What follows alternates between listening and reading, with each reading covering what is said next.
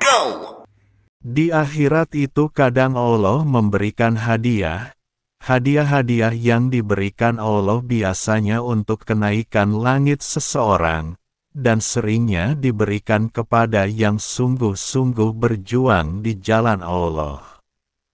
Juga Allah sering umpama di dunia itu pemerintah memberikan remisi kepada para narapidana, sehingga mendapat pengurangan masa tahanan, atau malah mendapatkan kebebasan dari penjara. Di akhirat juga begitu, di bulan Ramadan Allah banyak membebaskan orang-orang dari siksa neraka, namanya mendapatkan remisi. Rasulullah Shallallahu Alaihi Wasallam bersabda, "Sesungguhnya Allah membebaskan beberapa orang dari api neraka pada setiap hari di bulan Ramadan, dan setiap muslim apabila dia memanjatkan doa maka pasti dikabulkan." Hadis riwayat Al-Bazar dengan para perawi yang sikoh. Dan paling banyak dibebaskan itu di malam Lailatul Qadar. Tahukah kamu apa itu Lailatul Qadar? Lailatul Qadar lebih baik daripada 1000 bulan. Quran Surat Al-Qadar 2-3.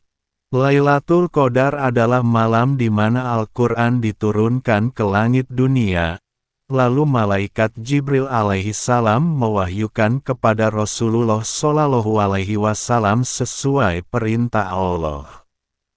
Disesuaikan asbabun nuzulnya, ketika turun surat menceritakan tentang Lailatul Qadar, saat itu Nabi Muhammad sedang bercerita tentang Samun, seorang wali dari Bani Israel yang berjuang dan beribadah selama 80 tahun. Lalu malaikat Jibril diperintahkan Allah untuk menurunkan surah Al-Qadar. Kalau Lailatul Qadar itu adalah malam di mana lebih utama dari ibadah selama 1000 bulan, atau lebih utama dari ibadah selama 83 tahun, dan malam Lailatul Qadar itu terjadi di bulan suci Ramadan, atau malam nuzulul Quran, peringatan Al-Quran diturunkan ke langit dunia. Siapa yang beribadah di malam Lailatul Qadar itu sama dengan beribadah selama 83 tahun, siapa yang sholat di malam Lailatul Qadar itu sama saja dengan salat selama 83 tahun.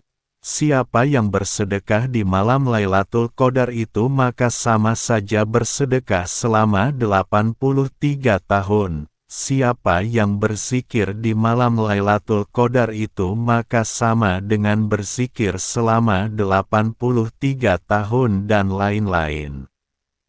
Cuma sayang tidak ada yang tahu kapan Lailatul Qadar itu terjadi. Di malam apa? Kapan? Tidak ada yang tahu, makanya tidak banyak orang yang mendapat malam Lailatul Qadar, kecuali orang yang dikehendaki Allah mendapatkan malam Lailatul Qadar. Saya juga tidak tahu kapan Lailatul Qadar itu terjadinya kapan, kecuali Allah memberitahukan kepada saya kapan turunnya malam Lailatul Qadar itu. Soal bagaimana cara Allah memberitahukan itu urusan Allah. Dan dulu saya malam Lailatul Qadar tak tahu, tapi karena saya sering dialog dengan malaikat, maka saya jadi tahu. Kalau malam Lailatul Qadar itu malaikat di langit tinggi itu turun ke dunia, untuk menyebarkan rahmat bagi yang beribadah di malam Lailatul Qadar.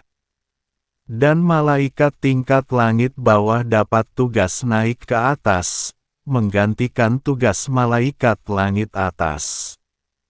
Dan saya tanya ke malaikat, bukan tanya kapan Lailatul Qadar, tapi tanya kapan ditugaskan ke atas. Malaikat akan jawab jujur, dari situ saya tahu kapan terjadinya malam Lailatul Qadar. Seiring waktu, saya malah dapat tugas melakukan ini itu, misal beramal ini dan itu dari Rasulullah Shallallahu Alaihi Wasallam di malam Lailatul Qadar, maka otomatis saya tahu kapan Lailatul Qadar.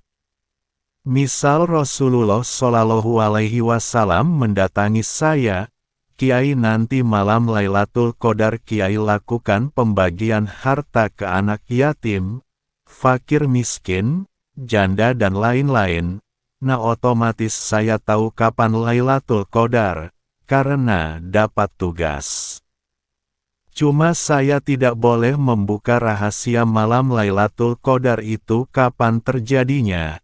Saya hanya diperbolehkan memberi isyarat saja. Sebab itu rahasia Allah. Saat datangnya malam Lailatul Qadar, berdoalah terserah apa keinginannya yang tidak bertentangan dengan syariat, misal minta jodoh, minta anak dan lain-lain. Insya Allah yang beramal dan berdoa di malam Lailatul Qadar itu akan diangkat langsung doanya, dibawa para malaikat yang turun, dan disampaikan kepada Allah, dan Allah akan mengijabah doa itu.